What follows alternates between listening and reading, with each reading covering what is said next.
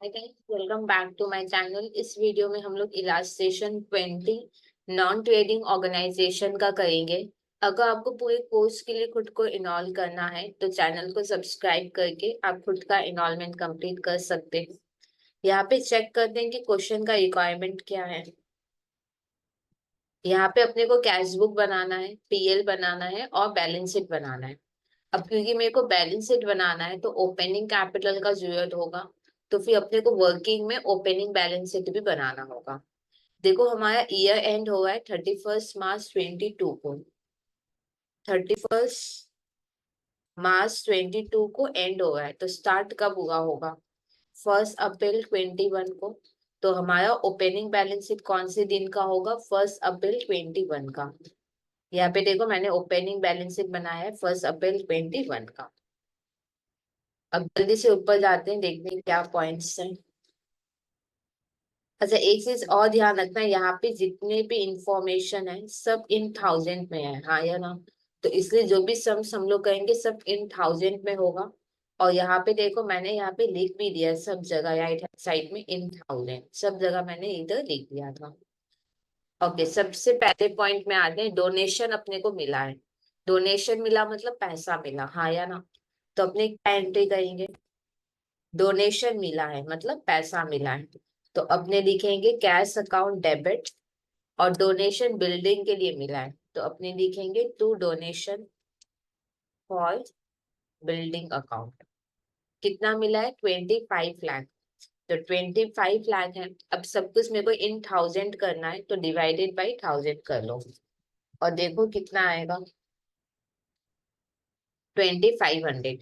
तो यहाँ पे हम लोग लिखेंगे 2500। अब यहाँ पे एक चीज ध्यान रखना, कैश अकाउंट नहीं बनता है, यहाँ पे रिसिप्ट एंड पेमेंट बनता है। तो कैश को काट के हम लोग लिखेंगे रिसिप्ट एंड पेमेंट। सबसे पहले हम लोग रिसिप्ट एंड पेमेंट में जाएंगे। रिसिप्ट एंड पेमेंट के डेबिट में लिखना है। यहाँ पे मैं थोड़ा जगह ओपनिंग बैलेंस के लिए रख रही हूँ। यहाँ पे लिखेंगे 2500, क्या बोल के, to donation for building. Next हम लोग डोनेशन फॉर बिल्डिंग में जाएंगे। देखो जनरली डोनेशन इनकम होता है, हाँ या ना? पर अगर डोनेशन आपको कोई पर्टिकुलर पर्पस के लिए मिलेगा तो फिर वो आपके लिए लाइबिलिटी हो जाएगा। तो लाइबिलिटी में लिखो डोनेशन फॉर बिल्डिंग।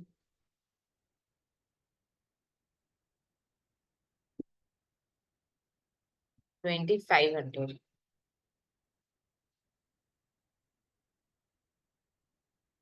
तो इस तरीके से ये वाला पॉइंट हम लोग का क्या हो गया? कंप्लीट हो गया। अब नेक्स्ट देखते हैं क्या है। यहाँ पे देखो ये टेबल है, ये टेबल मैं आपको बाद में समझाती हूँ। पहले इसको हम लोग कंप्लीट करते हैं, नीचे वाले को। देखो अपने को डोनेशन 25 लाख का मिला था, उस उसमें से देखो 13 लाख मैंने यूज किया है बिल्डिंग बनाने में। मैंने 13 लाख रुपया यूज किया है तो हमारे यहाँ से पैसा पक्का गया होगा। हमने 13 लाख रुपया यूज किया है बिल्डिंग बनाने में, तो पैसा गया है। तो टू कैश अकाउंट 13 लाख। और हमने क्या बनाया? बिल्डिंग, तो building account debit. 13 lakh in thousand में रखने हैं चाहे वैल्यू, तो डिवाइडेड बाई थाउजेंड करो तो आएगा 1300। ठीक है। यहाँ पे कैश तो बनता नहीं है तो कैश को काट के लिखो रिसिप्ट एंड पेमेंट। अब एक एक करके पॉइंट कंप्लीट करते हैं। देखो बिल्डिंग, बिल्डिंग बैलेंस शीट में जाएगा तो बैलेंस शीट में लिखो बिल्डिंग।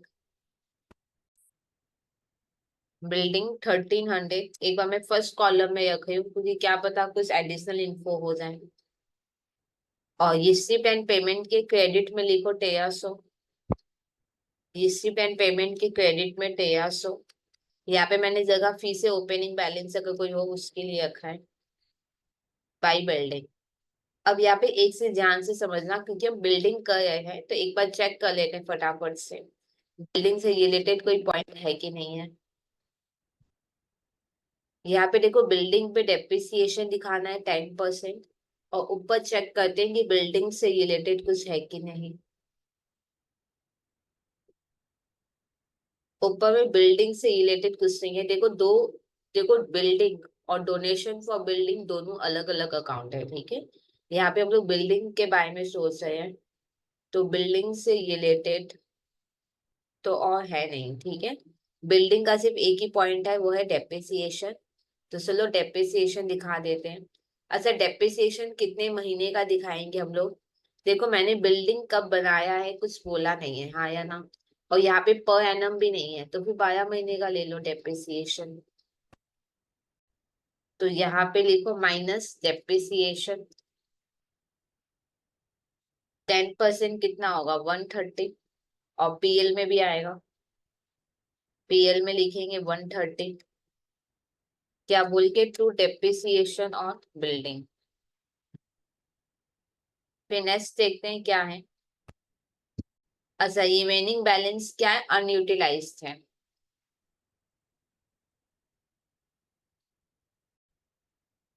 अब देखो क्या लिखा है कि पैसे को सेफ रखने के लिए हमने 8% गवर्नमेंट सिक्योरिटी खरीदा है, ठीक है या नहीं? हमने गवर्नमेंट सिक्योरिटी खरीदा है, तो हमारे यहाँ से क्या जाएगा पैसा? अगर हम गवर्नमेंट सिक्योरिटी खरीदेंगे तो हमारे यहाँ से पैसा जाएगा। तो लिखेंगे टू कैश अकाउंट और investment in government securities account debit, ठीक है।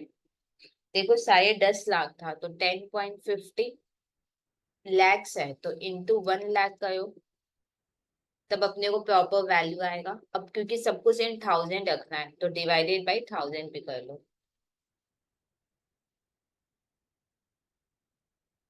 1050। तो यहाँ पे लिखेंगे 1050।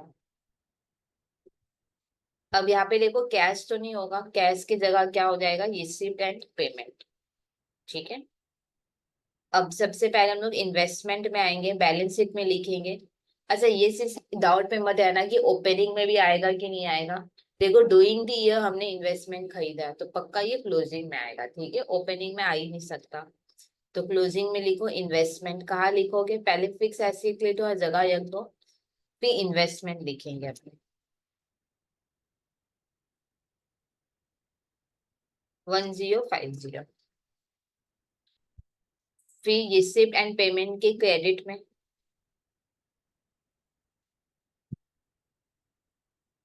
क्या बोलेंगे? By investment in government securities.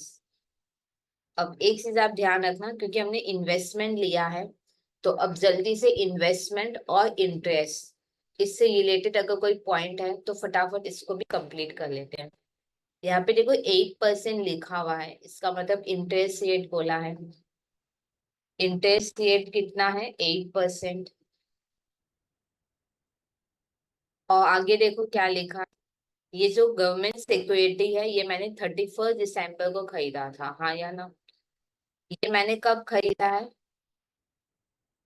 ये मैंने खरीदा है 31 दिसंबर 2021 को खरीदा है, ठीक है। और चेक करते हैं कि और कुछ है क्या इसमें। इंटरेस्ट या इन्वेस्टमेंट से रिलेटेड इधर तो कुछ नहीं है। ऊपर में चेक करते हैं, इंटरेस्ट और इन्वेस्टमेंट से रिलेटेड इधर भी नहीं है। इंटरेस्ट इन्वेस्टमेंट से रिलेटेड इधर भी नहीं, मतलब इतना ही पॉइंट है, ठीक है। ओके, यहाँ पे देखो इन्वेस्टमेंट एक ही है मेरे पास, हाँ या ना? जो मैंने खरीदा है बस वही है। तो हम लोग टोटल इंटरेस्ट निकालते हैं। टोटल इंटरेस्ट कितना होगा? 1050 पे 8%। और कितने महीने का इंटरेस्ट? देखो 31 दिसंबर को खरीदा है मैंने, तो 31 दिसंबर से 31 मार्च कितना महीना होता है? 3 महीना। तो 3/12, तो होगा 21, हाँ या ना? अब देखो इंटरेस्ट, अब हम लोग लिखेंगे इंटरेस्ट रिसीव्ड। अपने को कितना इंटरेस्ट मिला? क्वेश्चन में कुछ है ही नहीं, मतलब कुछ भी मेरे को इंटरेस्ट नहीं मिला।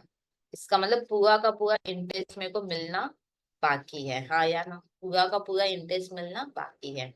इंटरेस्ट मिलना बाकी है, तो एसेट हुआ। तो एसेट में लिखो इंटरेस्ट रिसीवेबल 21। अब आप बोलो कि इतना जगह क्यों रखा? आपको याद है पहले क्लोजिंग स्टॉक आएगा, तो इसलिए मैंने थोड़ा क्लोजिंग स्टॉक के लिए जगह रखा। फिर याद है cash and cash equivalent, cash और बैंक होगा, तो यहाँ पे इन शॉर्ट मैंने क्लोजिंग स्टॉक और कैश और बैंक के लिए मैंने जगह रखा है, क्योंकि interest receivable other current asset होता है, इसलिए मैंने क्लोजिंग स्टॉक और कैश और बैंक के लिए यहाँ पे स्पेस रखा है। अब देखो इंटरेस्ट रिसीवेबल दो जगह आएगा, हाँ या ना। एक तो मिलना बाकी है तो एसेट में आ गया। अब कौन से ईयर का बाकी होगा, करेंट ईयर का, तो फिर क्या हो जाएगा, प्लस होगा। बाय इंटरेस्ट ऑन इन्वेस्टमेंट लिखेंगे, उसमें प्लस कर देंगे 21, क्या बोल के, इंटरेस्ट रिसीवेबल, इंटरेस्ट रिसीवेबल। हालांकि अपने को कोई इंटरेस्ट मिला ही नहीं था, तो ये हो जाएगा डेबिट। ठीक है, अगर आप direct by interest on investment 21 लिखोगे तो भी कोई प्रॉब्लम नहीं है। अब नेक्स्ट देखते हैं क्या है। अब देखो क्या लिखा, रिमेनिंग अमाउंट, जो भी बचा हुआ अमाउंट था उसका मैंने टर्म डिपॉजिट करवा दिया, हाँ या ना। जो भी बचा हुआ अमाउंट था उसका मैंने टर्म डिपॉजिट करवा दिया। तो मेरे को बोलो, हमारे यहाँ से तो पैसा गया ना, हमने टर्म डिपॉजिट करा दिया तो हमारे यहाँ से तो पैसा गया। तो to cash account, term deposit account debit. अच्छा, कितने का हम लोग टर्म डिपॉजिट करवाएंगे, रिमेनिंग अमाउंट। रिमेनिंग अमाउंट कितना होगा, 25 लाख मेरे को मिला था, इसमें से 13 लाख और 10.5 लाख माइनस करना है, ठीक है। 25 लाख मेरे को मिला था, इसमें से 13 लाख और 10.5 लाख माइनस करना है, ठीक है। अब क्योंकि लैक्स है तो इंटू 1 लाख करो, तो मेरे को प्रॉपर वैल्यू मिलेगा। अब क्योंकि सबको 1000 में रखना है तो डिवाइडेड बाई 1000 करेंगे।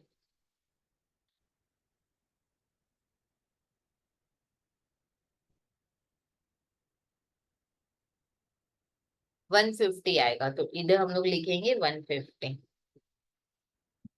अब यहाँ पे कैश अकाउंट तो नहीं बनता, रिसीप्ट एंड पेमेंट बनेगा, तो रिसीप्ट एंड पेमेंट हो जाएगा। सबसे पहले हम लोग टर्म डिपॉजिट में जाएंगे, ये कहाँ आएगा, बैलेंस शीट में। बैलेंस शीट में भी कहाँ आएगा, कैश और बैंक के साथ आएगा, तो यहाँ पे मैं स्टॉक के लिए जगह रख रही हूँ। फिर यहाँ पे कैश एंड बैंक, इधर मैं लिख देती हूँ टर्म डिपॉजिट। कितना है, 150। फिर रिसीट एंड पेमेंट के क्रेडिट में लिखेंगे 150, क्या बोल के, बाय टर्म डिपॉजिट। फिर नेक्स्ट देखते हैं क्या है। अब देखो, और तो ये नहीं है, अब सब्सक्रिप्शन के बारे में बोला है, ठीक है या नहीं। हम लोग क्या करते हैं, सब्सक्रिप्शन का टाइमलाइन बना लेते हैं, और यहाँ पे 21 22 ऐसा कुछ लिखा हुआ है, तो हम लोग पहले खुद से डिसाइड कर लेते हैं, ठीक है। हमारा यहाँ पे ईयर एंड क्या था, 31 मार्च 22 था, ओके। हमारा ईयर एंड हो रहा है 31 मार्च 22 को, तो स्टार्ट कब हो रहा होगा, 1 अप्रैल 21 को, ठीक है, ओके। अब यहाँ पे देखो ये 20, देखो ये करेंट ईयर हमारा क्या है, 21 22, तो लास्ट ईयर क्या होगा, 2021। और नेक्स्ट ईयर क्या होगा, नेक्स्ट ईयर क्या होगा, 22 23, इसमें कोई प्रॉब्लम। करेंट ईयर क्या होगा, 21 22, लास्ट ईयर 2021, और नेक्स्ट ईयर 22 23। अब हम लोग सम पढ़ के देखते हैं क्या ये लोग बोल रहे हैं। देखो यहाँ पे क्या लिखा है, डूइंग द ईयर 21 22, मतलब करेंट ईयर में हमको सब्सक्रिप्शन एडवांस मिला है नेक्स्ट ईयर के लिए।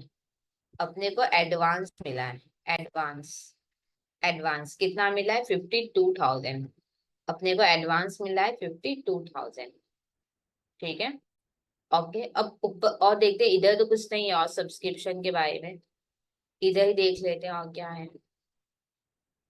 इधर ये आओ सब्सक्रिप्शन, यहाँ पे देखो 3 कॉलम है, capital income, revenue income, actual asset. Capital income मतलब जो वन टाइम इनकम होते हैं उसको कैपिटल इनकम कहते हैं। रेवेन्यू इनकम मतलब जो पीएल में आएंगे, और एक्चुअल में कितना मिला वो है। देखो यहाँ पे सब्सक्रिप्शन अपने को कितना मिला है, 1151, हाँ या ना। तो इसको लिखो, अपने को डूइंग द ईयर सब्सक्रिप्शन कितना मिला है, 1151, हाँ या ना। और रेवेन्यू इनकम मतलब कितना पीएल में जाएगा, पीएल में 1160 जाएगा, पीएल में 1160 जाएगा। अब यहाँ पे देखो ये सब तो इन थाउजेंड वाले में ही थे, ये देखो ये जो वैल्यू है ये सब इन थाउजेंड है, हाँ या ना। तो ये जो 52,000 है इसको भी इन थाउजेंड में कर लेते हैं। तो डिवाइडेड बाई जब आप थाउजेंड करोगे तो कितना आएगा, 52 आएगा। क्लियर। और तो देखो सब्सक्रिप्शन से रिलेटेड नहीं है, एक काम करते हैं हम लोग सब्सक्रिप्शन अकाउंट बना लेते हैं, ठीक है। उसमें हम लोग को सब समझ में आ जाएगा कि कैसे कुछ करना है। एक सब्सक्रिप्शन अकाउंट बना लो।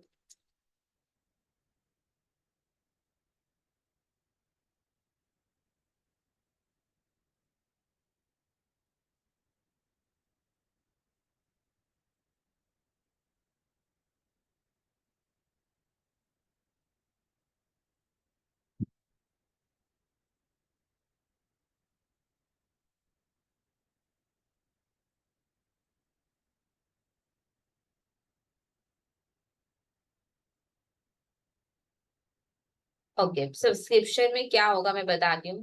देखो सब्सक्रिप्शन इनकम होता है, हाँ या ना। मैं पहले आपको बेसिक समझाती हूँ। देखो सब्सक्रिप्शन ना इनकम होता है, सब्सक्रिप्शन इनकम होता है, हाँ या ना। कभी कभी सब्सक्रिप्शन इन एयर मतलब मिलना बाकी है, हाँ या ना।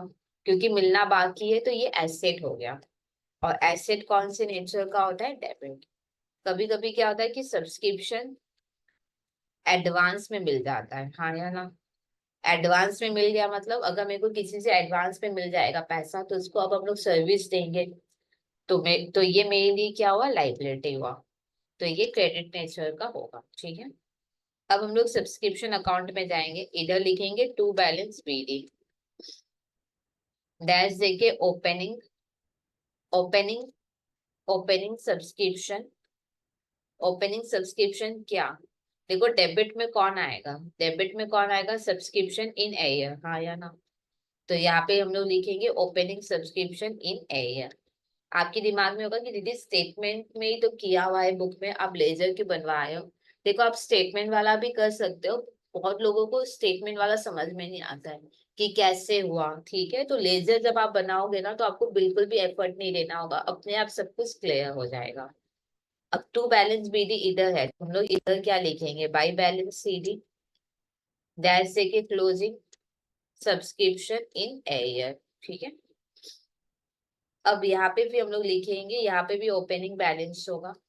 तो बाई बैलेंस बीडी, डैश देके ओपनिंग सब्सक्रिप्शन।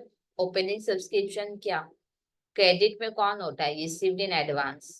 तो क्रेडिट में क्या लिखेंगे, opening subscription received in advance. ये मैंने आपको पहले वाले इलास्ट्रेशंस में भी करवाया था। अब यहाँ पे बाई बैलेंस बीडी है तो इधर क्या होगा, टू बैलेंस सीडी, डैश देके closing subscription received in advance. Okay, अब और क्या होगा ध्यान से समझना। देखो डूइंग द ईयर मेरे को सब्सक्रिप्शन तो मिला होगा मेंबर्स से, तो हम क्या एंट्री लिखेंगे, कैश अकाउंट डेबिट तो सब्सक्रिप्शन, हाँ या ना। अब क्योंकि सब्सक्रिप्शन इनकम है तो ये खत्म होगा, क्रेडिट को खत्म करोगे तो डेबिट करेंगे, और कहाँ खत्म होता है, पीएल में। ये एंट्री बेसिक आप लोग जानते हो। अब इसी को थोड़ा मॉडिफाई करते हैं, कैश अकाउंट नहीं खुलेगा, यहाँ पे खुलेगा रिसीव एंड पेमेंट, और यहाँ पे पीएल नहीं बनता है, यहाँ पे क्या बनेगा, इनकम एंड एक्सपेंडिचर, ठीक है। अभी हम लोग सब्सक्रिप्शन बनाए हैं तो सब्सक्रिप्शन की क्रेडिट में लिखेंगे बाय रिसीव एंड पेमेंट,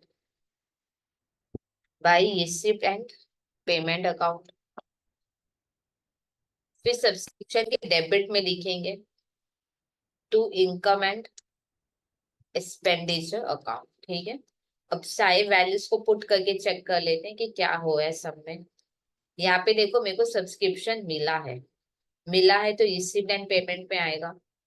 तो रिसीव्ड एंड पेमेंट में लिखेंगे 1151। फिर देखो पीएल में 1160 गया है, पीएल में 1160 गया है, तो पीएल में लिख देते हैं 1160। फिर देखो क्लोजिंग एडवांस है 52, हाँ या ना। क्लोजिंग एडवांस है, क्लोजिंग एडवांस है 52, ठीक है। अब और तो कुछ नहीं है, अब टैली करो, यहाँ पे टैली करोगे तो इधर ही डिफरेंस आना है, इसका मतलब इधर ये कुछ नहीं होगा, हाँ या ना। टैली करो।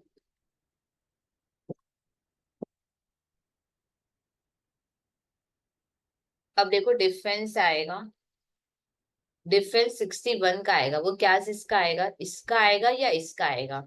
हमारा प्रेफरेंस क्या होता है, ओपनिंग या क्लोजिंग? डेफिनेटली क्लोजिंग, हाँ या ना? तो हम लोग लिखेंगे क्लोजिंग में। क्या ये बात क्लियर? 61 को उठा के कहाँ लिखे, ओपनिंग में लिखे या क्लोजिंग में लिखे? हम लोग करेंट ईयर में है तो हमारा प्रेफरेंस क्या होगा, डेफिनेटली क्लोजिंग होगा। तो हम लोग क्लोजिंग में लिखेंगे 61। तो इसको हम लोग कर देंगे। क्या ये बात क्लियर? ओके। अब चलो एक एक करके पुट करते हैं हम लोग वैल्यू को। ये देखो, ये ओपनिंग तो है ही नहीं, इसको हटा दो। अब यहाँ पे आओ, income and expenditure. Income and expenditure के क्रेडिट में कितना जाएगा, 1160। तो इनकम एंड एक्सपेंडिचर के क्रेडिट में लिखो 1160। क्या बोल के, बाय सब्सक्रिप्शन।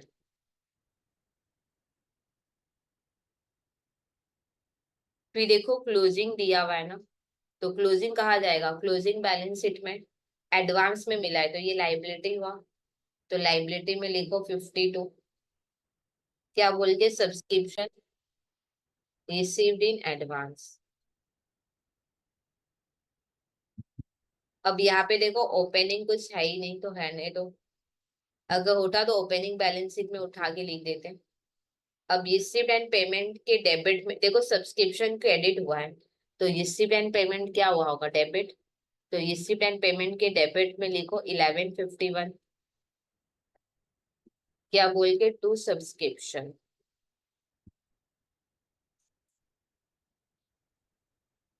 फिर यहाँ पे देखो क्लोजिंग, ये कहा जाएगा क्लोजिंग बैलेंस शीट में सब्सक्रिप्शन इन एरियर मतलब मिलना बाकी है तो एसेट हुआ। एसेट में लिख लो, एसेट में लिखो 61। क्या बोल के, सब्सक्रिप्शन इन एरियर या सब्सक्रिप्शन रिसीवेबल। तो इस तरीके से सब्सक्रिप्शन वाला पॉइंट क्या हो गया, कंप्लीट हो गया। और देखते हैं कि और क्या पॉइंट है। सब्सक्रिप्शन हो गया, बिल्डिंग भी हो गया था, अब फर्नीचर बोला है, हाँ या ना? फर्नीचर का डेप्रिसिएशन हम लोग बाद में देखेंगे, पहले इधर आओ। यहाँ पे देखो क्या लिखा हुआ है। यहाँ पे देखो capital expenditure, revenue expenditure, actual payment, ठीक है या नहीं? कैपिटल एक्सपेंडिचर मतलब जो बार बार नहीं हो, जैसे फर्नीचर बार बार नहीं खरीदा जाता है, इससे इसका वैल्यू कैपिटल एक्सपेंडिचर में है। अब मेंटेनेंस, सैलरी, ये तो बार बार दिया जाता है तो इनका वैल्यू रेवेन्यू में है। और कितना एक्चुअल में पेमेंट हुआ है इनका, वो ये कॉलम में है, ठीक है।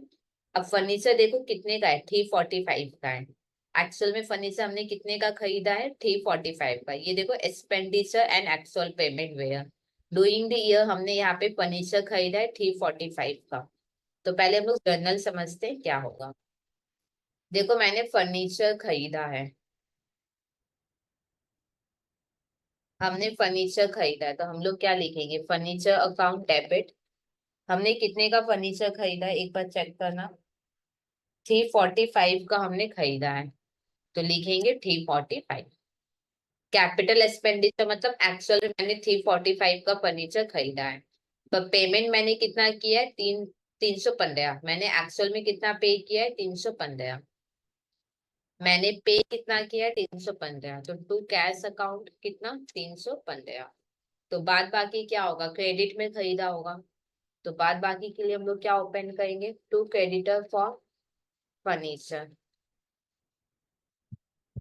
कितना होगा, माइनस करो, 30 रुपीज का क्रेडिटर फॉर फर्नीचर आएगा, ठीक है। अब हम लोग कैश तो नहीं बनाते, रिसीप्ट एंड पेमेंट बनता है तो कैश की जगह रिसीप्ट एंड पेमेंट हो जाएगा। अब फर्नीचर को लिखो बैलेंस शीट में 345। फर्नीचर हो जाएगा 345। फिर रिसीप्ट एंड पेमेंट के क्रेडिट में लिखो 315। रिसीप्ट एंड पेमेंट के क्रेडिट में 315। क्या बोल के, बाई फर्नीचर। फिर क्रेडिटर कहा जाएगा, बैलेंस शीट में। डेफिनेटली डूइंग द ईयर अगर कोई ट्रांजेक्शन होगा तो वो क्लोजिंग में जाएगा, ठीक है। तो क्लोजिंग में 30 लिखेंगे। क्या बोल के, क्रेडिटर फॉर फर्नीचर।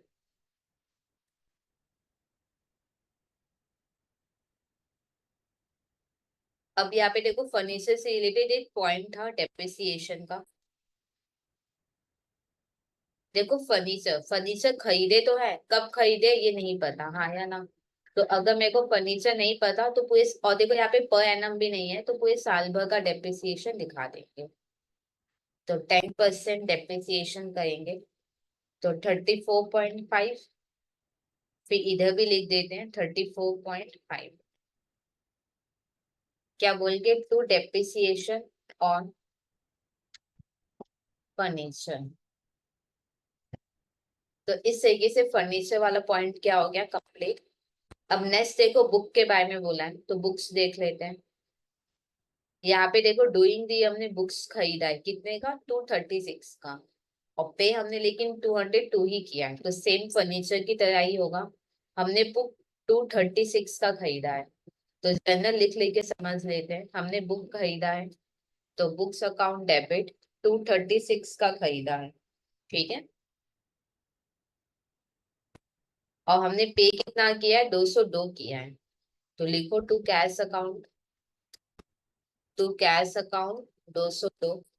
तो बाद बाकी हमने क्रेडिट में खरीदा होगा, माइनस करो, 34 होगा। तो to creditor for books account 34, ठीक है।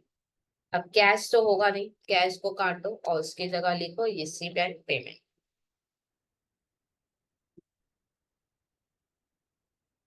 अब हम लोग क्या करेंगे, बुक को पहले बैलेंस शीट में लिखेंगे। डूइंग द ईयर मैंने बुक खरीदा है, तो पक्का क्लोजिंग में आएगा। तो क्लोजिंग बैलेंस शीट में लिखो बुक 236। फिर नेक्स्ट हम लोग कहाँ जाएंगे, रिसिप्ट एंड पेमेंट के क्रेडिट में 202। 202 क्या बोल के, बाई बुक्स। फिर देखो क्रेडिटर है, क्रेडिटर के क्रेडिट में लिखो, सॉरी बैलेंस शीट में जाएगा क्रेडिटर, क्रेडिटर फॉर बुक्स हो जाएगा। तो इस तरीके से बुक तो हो गया, पर एक डेप्रिसिएशन था बुक का, वो भी कर लेते हैं। 15% बुक मैंने कब खरीदा पता नहीं है, और पर एनम भी नहीं है, तो 12 महीने का लगा देंगे। माइनस डेप्रिसिएशन 236 का 15%, 35.4। अब ये पीएल में भी आएगा, पीएल में लिख देते हैं 35.4। क्या बोल गए, टू डेप्रिसिएशन ऑन बुक्स।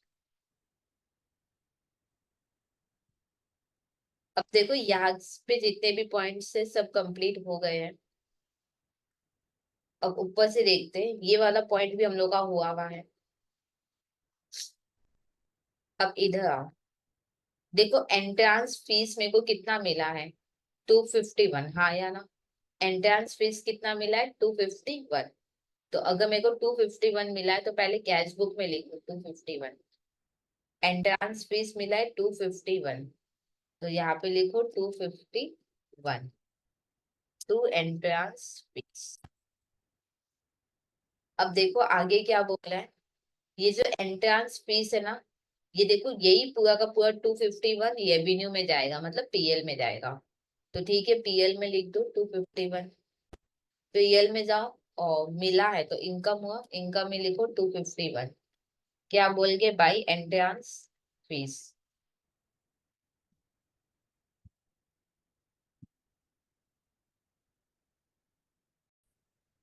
अब देखो लाइफ मेंबरशिप फीस है, कितना मिला है, 105।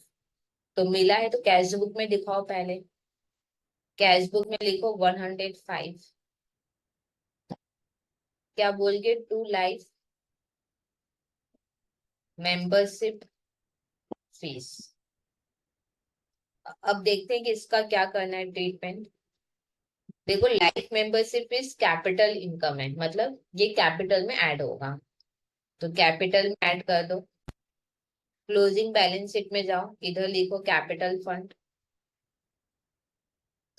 और कैपिटल में ऐड करना है, तो ऐड कर दो।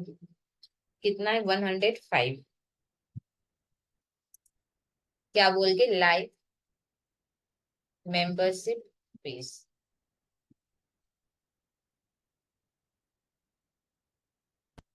फिर आगे देखो क्या, सब्सक्रिप्शन हो चुका है। अब देखो येंट, येंट अपने को मिला है, कितना मिला है, 110। अब 110 मिला है तो पहले कैश बुक में लिखो 110। क्या बोल के, to playground, playground येंट, ठीक है, अपने को येंट मिला है। अब इस येंट का करना क्या है ये देखते हैं। इस येंट का करना क्या है, देखो, रेवेन्यू इनकम मतलब पीएल में जाएगा, पीएल में कितना जाएगा, 120। तो पीएल में लिखो, क्योंकि मिला है ये मेरे को तो इनकम हुआ, तो इनकम में लिखेंगे बाई प्लेग्राउंड येंट, और पीएल में 120 जाएगा तो हम लोग लिखेंगे 120। अब आप बोलोगे कि 120 कैसे जाएगा, हाँ या ना। 110 मिला है तो 110 जाना चाहिए, आंसर नहीं, अगर पीएल में 120 जाएगा तो 120 लिख दो।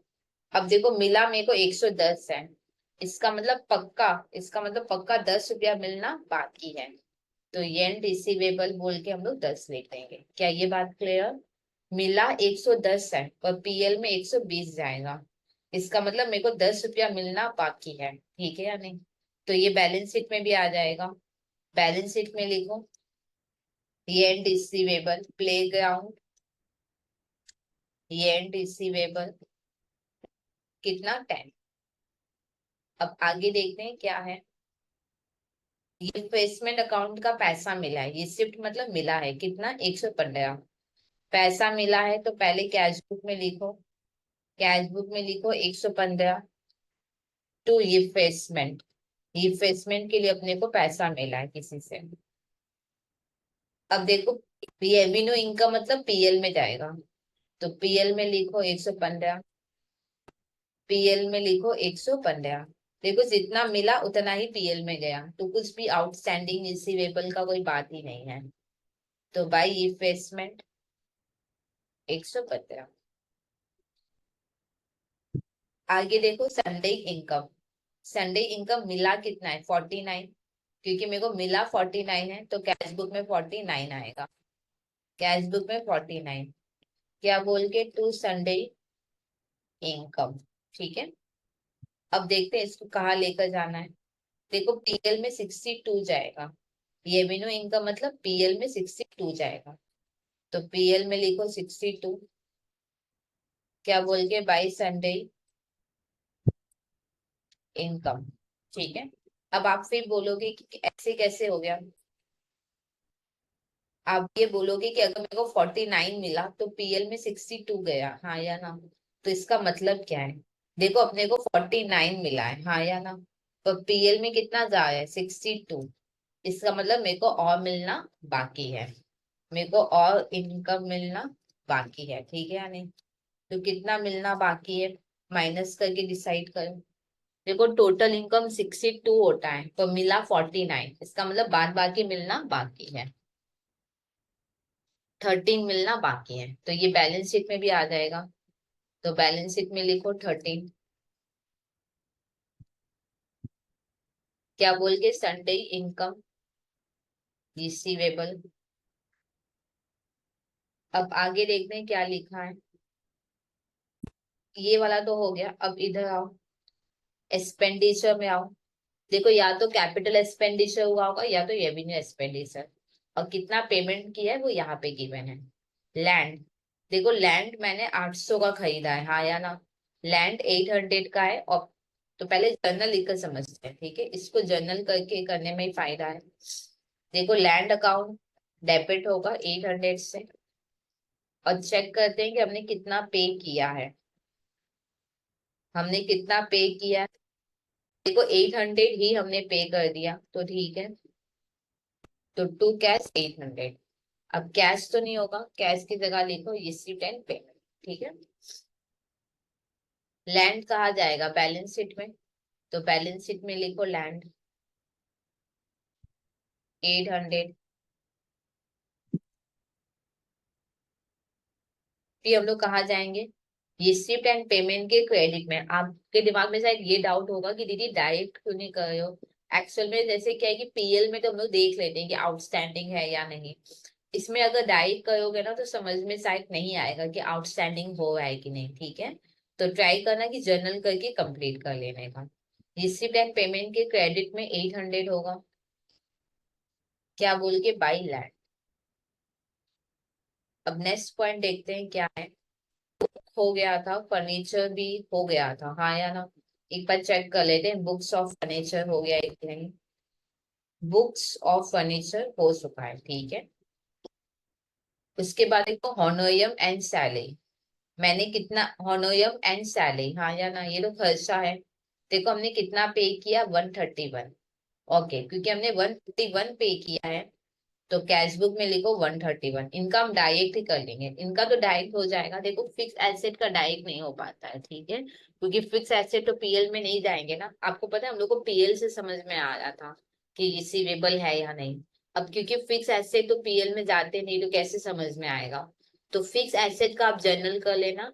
और जो रेवेन्यू है उनको तो पीएल में समझ में आ जाएगा, तो उनका जर्नल नहीं करोगे तो भी कोई प्रॉब्लम नहीं है, ठीक है। ओके, हम लोग क्या कर रहे थे, एक बार फिर से चेक करें। हाँ, हमने हॉनोरियम एंड सैलरी पे किया है। कितना पे किया है, 131। मैंने 131 पे किया है, तो कैश बुक में 131 आएगा। पेमेंट में लिखो 131, क्या बोल के, बाय हॉनोरियम एंड सैलरी, ठीक है। अब पक्का ये पीएल में ही जाएगा तो रेवेन्यू बोल के दिखाएगा। ये देखो रेवेन्यू मतलब पीएल में कितना जाएगा, 165। पीएल में जाएगा 165। हमने पेमेंट किया है तो पेमेंट में लिखो 165, क्या बोल के, टू होनोरियम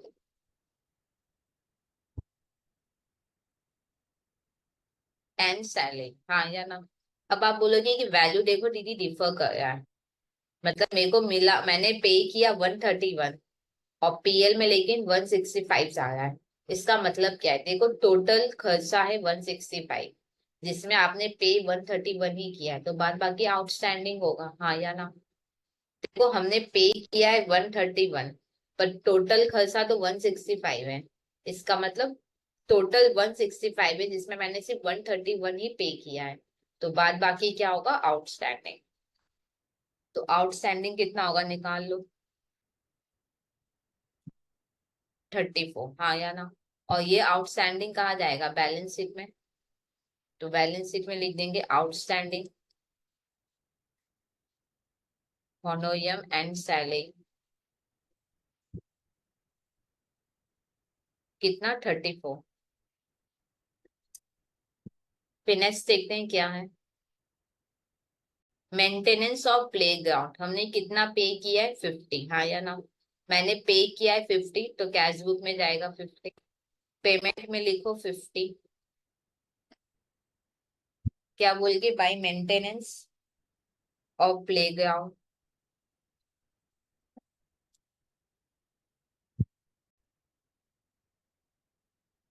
अब ये पक्का पीएल में ही जाना है तो रेवेन्यू में आएगा। ये देखो रेवेन्यू में 52 है, हाँ या ना।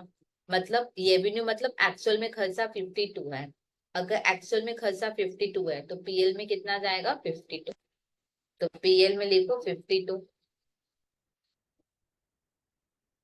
क्या बोल के, टू मेंटेनेंस ऑफ प्लेग्राउंड।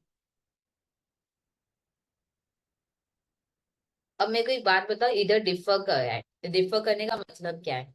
देखो टोटल खर्चा 52 है, हाँ या ना, जिसमें मैंने पे कितना किया है, 50 किया है। टोटल खर्चा कितना है, 52, पर मैंने पे कितना किया है, 50, तो बाद बाकी दो क्या होगा, आउटस्टैंडिंग, हाँ या ना। मैंने पे किया है 50, बाद बाकी दो क्या है, आउटस्टैंडिंग। तो यहाँ पे हम लोग लिखेंगे आउटस्टैंडिंग। अब ये आउटस्टैंडिंग बैलेंस शीट में भी आएगा। बैलेंस शीट में लिखो दो, आउटस्टैंडिंग मेंटेनेंस ऑफ प्लेग्राउंड, ठीक है। अब नेक्स्ट देखते हैं क्या है। ये इन्वेस्टमेंट अकाउंट, देखो हमने पे कितना किया है, 79। हमने 79 पे किया है, तो पेमेंट में लिखो 79,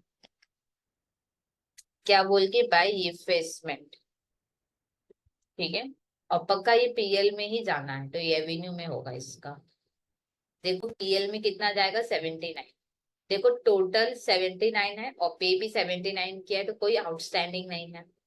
पीएल में लिख लो 79। क्या बोल के, टू इन्वेस्टमेंट। और पीएल के इधर क्यों आया, क्योंकि पेमेंट था, ये देखो पेमेंट हाँ या ना, तो पेमेंट वाले सब तो खर्चे में ही जाएंगे। पे करें तो ये सब खर्चा ही होगा।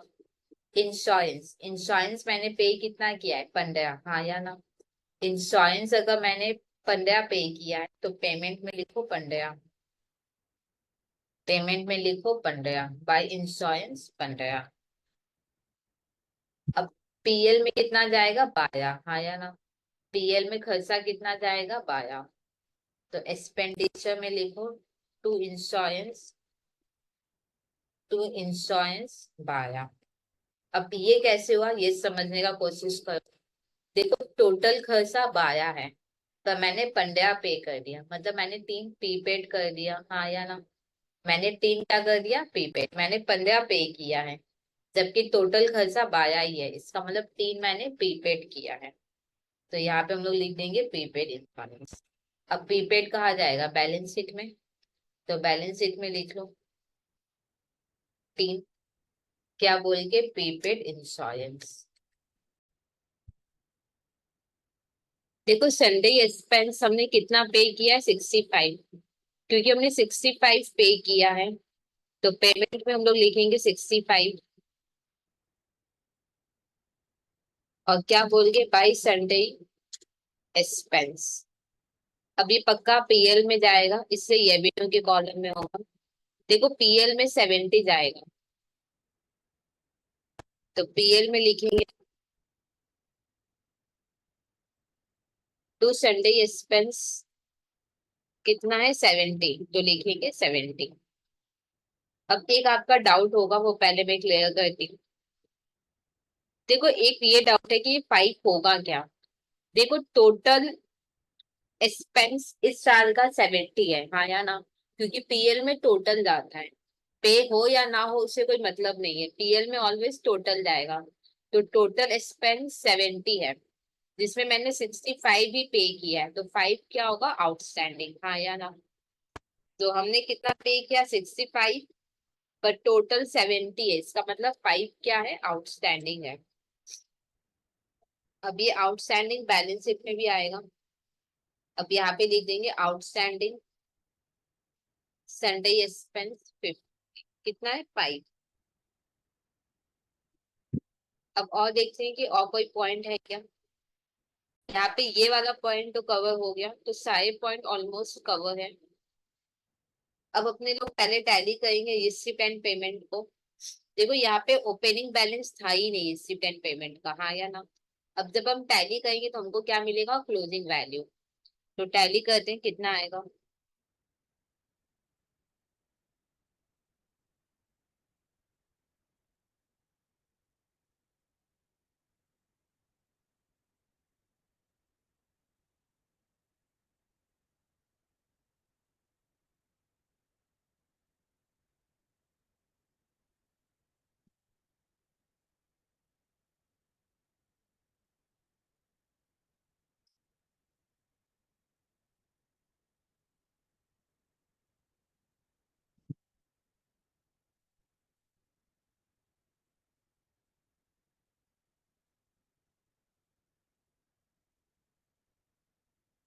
देखो 124 का डिफरेंस आएगा, तो लिख देंगे बाई बैलेंस सीडी डैश देके कैश एंड बैंक। क्योंकि मेरे को नहीं पता क्या है, तो कैश एंड बैंक ले लेंगे। अब इधर आएगा, क्योंकि closing stock cash and bank भी अदर करें कैसे, तो इधर लिख देंगे कैश एंड बैंक 124। अब हम लोग पीएल को टैली कर लेते हैं।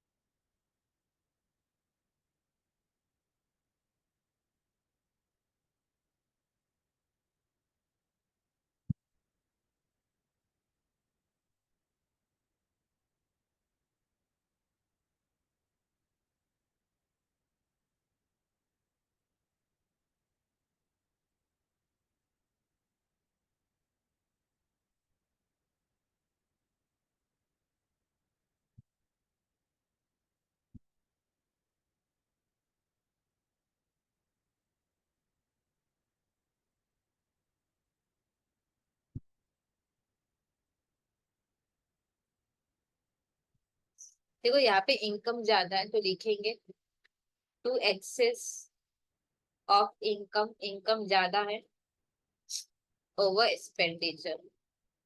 अभी कैपिटल में ऐड हो जाएगा,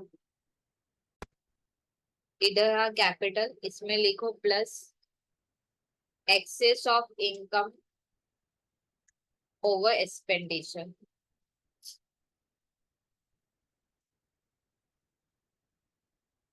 अब देखो पीएल हो गया, रिसिप्ट एंड पेमेंट हो गया, अब ओपनिंग बैलेंस शीट टैली करेंगे। यहाँ देखो कुछ भी ओपनिंग बैलेंस शीट में आया ही नहीं, इसका मतलब ओपनिंग कैपिटल फंड कुछ है ही नहीं, ठीक है। अब टोटल करो कितना आएगा।